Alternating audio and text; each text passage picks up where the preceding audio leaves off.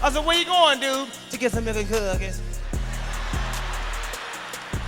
That's how he said it. I said, I wanted to hear him say it again. I said, what? To get some milk and cookies.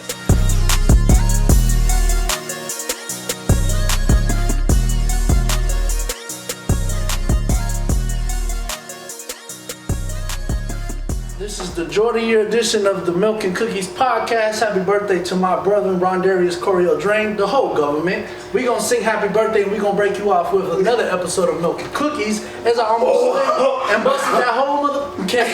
Alright? And we got a live audience. We recorded no script, straight off the dome. You know how we get it cracking. So, on 3, if I could have a very enthusiastic happy birthday from everybody in the crowd. 1, 2, 3. Happy birthday to you. Hit that bit. Happy birthday, dear Rondo. Happy birthday to you. Everybody. Y'all challenge. I appreciate it. I got frosted on my fingertips. I appreciate that. Yeah, if y'all want to use a one night, y'all can go ahead and cut y'all some cake. Alright, bro. I'm going to let you script this one. Alright. Introductions. My name is Gadiel. I'm your co-host. This is Rondo Drain. You know who it is. Yeerroo. And today's topic is gratitude and Appreciation. That's the key word for this episode. As you guys know, I'm a scholar, intellect, mentor of the youth, and soccer coach by way of the summertime in between my studies. I majored in political science with a triple minor in Black studies, Africana studies, Latino Chicano studies, and criminology and criminal justice. My brother here, I didn't give you his intro. I ain't got no portfolio that nice. But my top thing, I served in the U.S. Air Force. It's alright. It paid the bills. I go to UNO for studio art, concentration in 2D animation. I'm a member of the Omega Psi Phi Fraternity Incorporated. And that's about it. It's your boy's birthday. You know, well, yesterday was. Today is just He's selling himself short. He do t-shirts, he do music, he play the piano, he know how to DJ, but I'm going to be a bigger fan of him than he is. So I appreciate that. We're going to get it going. Today is my brother's birthday, and we had a very intimate conversation yesterday about the appreciation that we have for one another's friendship and the brotherhood that we've built in such a short span of time, which segued into the topic that we chose for today's podcast. The overarching theme of our podcast, we want to begin to deconstruct toxic masculinity and try to break down some of the barriers that were taught to us in the Black and brown community about what it means to be a man, our manhood, how we define our masculinity. And one of those things is being able to give each other our flowers while we're here, being comfortable with telling another man, I love you, being able to tell another man, come give me a hug. And we did that yesterday for his birthday. I had to hug him and give him his flowers while he was here because I've lost friends to the system, disagreement, people just take different life paths and that kind of thing. And while he is here and I have the ability to appreciate him live in the flesh and celebrate him, I wanted to do that for him on his birthday. But we have to think about the other 364 days in the year. And that's something I want to challenge my viewership to do. Who can you pick up the phone and call and check on without asking for a favor? Who's that family member that you have a disagreement with, or maybe you got into it a little bit with them and you ain't picked up the phone and check on them over your ego? Is it worth it for you to wake up one day and know that you didn't make that extra effort or go the extra mile, or you didn't, tuck your ego and really ask yourself, is it worth holding this grudge? Is it worth me holding this anger, this animosity inside of me? I'm no one to tell you how to live your life, but I just know for me, I gotta make every day count. I gotta appreciate people while they're here. So that's my little tidbit. I'm gonna let my brother talk a little bit about appreciation. Appreciation. Based off our conversation yesterday, the thing that Gotti said that hit my heart is that the kids that he will have will know I helped him be the better man that he is on that day. Stop. Let that breathe. Say that again. He will tell his future children that I am the person responsible for the man he is today. So he poured into me in a way that family, coaches, mentors, other people in my life have not been able to. I value his friendship so much that my unborn future children will have a better version of me because of the things that he's instilled in me, whether it comes to my faith in God, whether it comes to the things I believe in and the way I carry myself as a man, whether it comes to my self-confidence. He has done things for me and to me through conversation, through interaction, and through setting an example. The way you walk, the way you talk, you've set the mark for me to say, well, if he's going to hold himself at a 10, I can't walk around at a 7.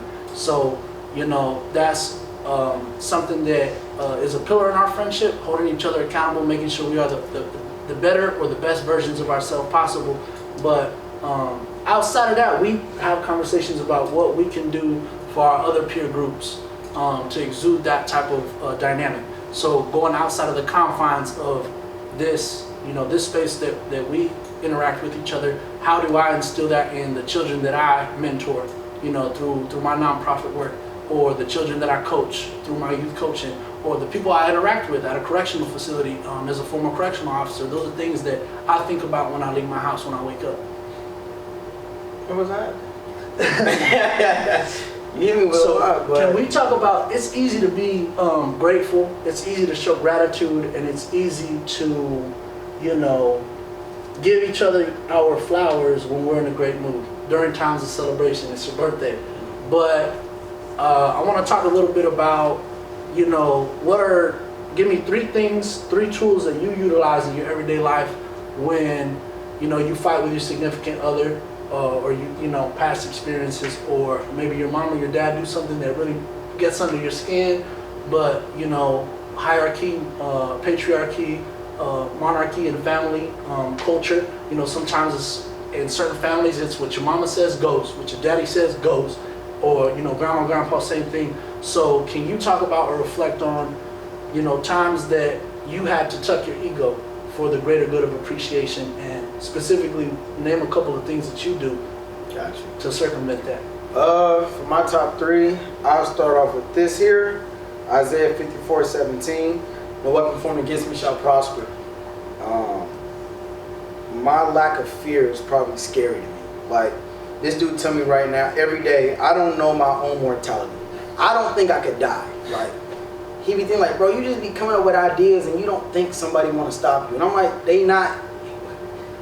Isaiah 54:17, like, what can stop me? It's been ingrained in me since a child. Like, no man, no weapon can come between me and what God got for me. My number 2, what I've learned, keep a tight circle. Everybody that's in this room, they done know me from a special experience. If it's not through this dude, it's through myself. I wish somebody would put a bad word next to my name. These people will be like, nah, that ain't the same Rondo I know. I feel like I've been the same person that everybody on this couch and in these chairs to. Like, you've never got... Who's seen me mad? Who has seen me pissed off? I have, but yeah, you know, we get older, but go ahead, Cam. Once or twice. Once or twice. Let's hear it. Let's get give me the time. It's not bad. I mean, it was over nothing, honestly. How did he deal with it? That's what we want to get into. Every time Rondo got mad, in my personal experience, how he dealt with it was he kind of just projected himself on others and decided to use that lesson that he learned from the experience he had that made him mad to teach others onto what they should or shouldn't do in that certain situation. Perfect. Stop. That's a perfect segue. Projecting your feelings onto others. There's a negative and a positive. From what he was reflecting on, and from my experience with knowing you as a human being, when bad stuff happens to you, you usually look at it and, like he says, you say, you've shown me what I don't want to feel or experience. Now, thank you for teaching me what not to be. A lot of human beings struggle with that. And I'll be honest with myself, I've struggled with that in the past. You know, when somebody does something negative to you, some of us are wired, built, have been taught to think, I gotta one-up you. You got me, so now I gotta get you. You know, and how do we have conversations about, like I said, appreciation or gratitude, talking about tucking your ego for friendships, for relationships, hold on. While it's on my mind, family. While it's on my mind, every year I get more happy birthdays. And this year I had to low-key think, like, I think I'm low-key like a community service celeb. Like, on the smallest level, people can say, like, that dude is tight. Couldn't tell you nothing bad about him. And there were people that don't like me. Like, if y'all on this guy, if somebody do not like me, you would probably think something was wrong with them. What did he do? How did he do it? Did he say something? Did you even check up and ask what he thought after the situation? Did he reach out to you to speak to you? Like, stuff like that. And there were people that considered we got beef that told me happy birthday this year. And I kind of look like, I want to say, like, some Denzel stuff, like, all right, you want to do this to me? I'm going to do it to you. Right, so that goes back to what I'm saying, your ego, right? Yeah, I have had to check my ego when I see people that consider me as an enemy, and I still got to say thank you.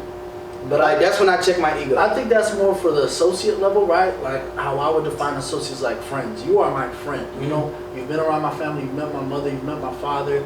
I can call you when I'm up craps creek without a paddle, and I know you're gonna come through with, you know, with something to help me. And then I have associates. Associates are, you know, maybe the people that I interact with in the classroom or through my organizational work, or, you know, people that you have to interact with in a cordial way, but you don't necessarily have a genuine friendship with them. You know, you don't have an issue with them, but they're not your best friend. So you want somebody that's close to me? So I'm saying, when it ego? comes to Rondo, as a man, as a boyfriend, as a best friend, as a cousin, as a nephew, as a son, when somebody does something to you and they wrong you, not philosophically, give me your structural coping mechanism. Like, you got people that get mad, they count to 10. Like, give me that piece of game. I do my Denzel laugh. Okay. All right, okay. You want to do this to me? All right. And kind of like, I want to say Michelle Obama, when they go low, you go high. And I don't want nobody to ever say I took the wrong way of something. Because even if I did mess up, I'm not about to keep messing up. You caught me red-handed. Go ahead and take me. But I'm gonna do it in the best way. So good, you be like, you know what? Let's let them go. I'm like, thank you. Defeat.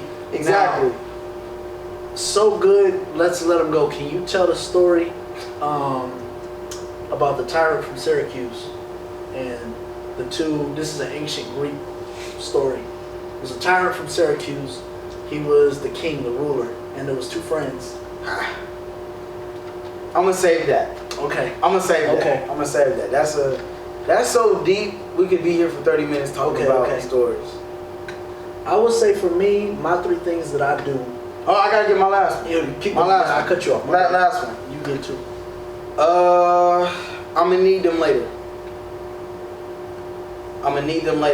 There has not been no person that I've encountered in my life that I have not accounted for in my plan for my future. That's deep. So you don't burn bridges? No, I don't. No. Even if you don't like me, You're not gonna punch somebody out your life? I'm gonna need you. And I'm gonna need you in a way that you don't think I'm gonna need you. If you want to tell me you hate me every day, I need that. I don't know. Keep telling me you hate me. I have to disagree with you. But no, this is why I say that. Jesus and his 12 disciples, he had a Judas and he knew exactly who he was. Wow. But I need you here.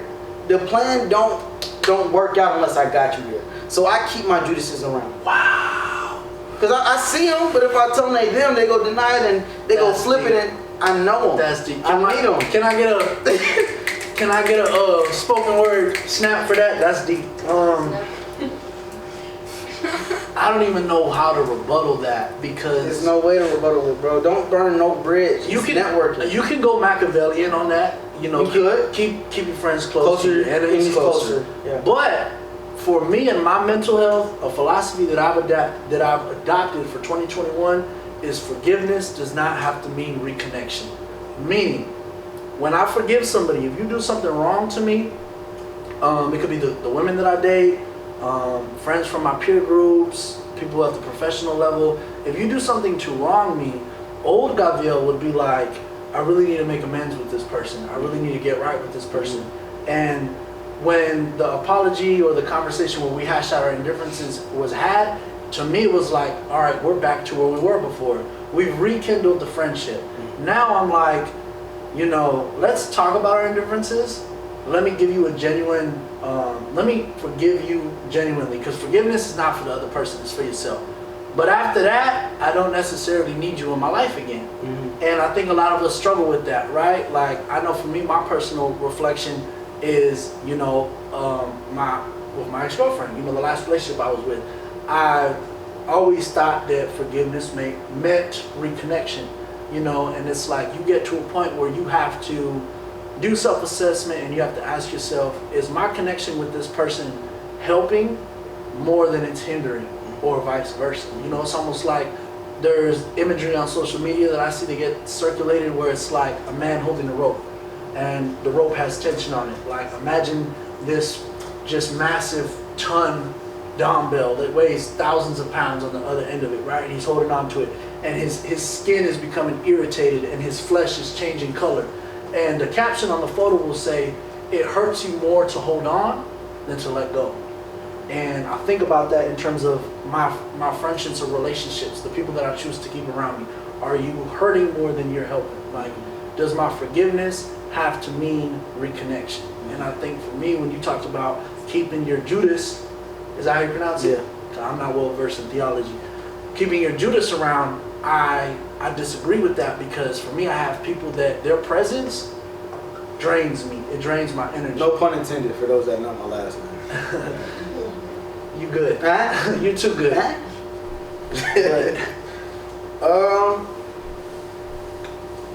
Forgiveness means a lot of things to me. I try not to hate, because hate and love is the same power. So as much as you love somebody, to say you hate, it's just confused admiration and jealousy.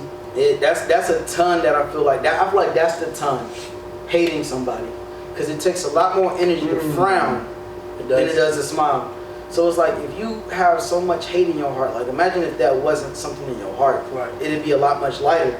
So that rope, just climb up it, let go of that hate. But this is where you have to be honest with yourself. I just said forgiveness is not for the other person. No, it's for you. It's for yourself. So if I've truly forgiven you, I'm not thinking about you. Now watch this. Here go another Bible story. I don't hate you. I'm not giving energy to you. Here go another Bible story. And I grew up in a church, so like at a young age I was told these stories.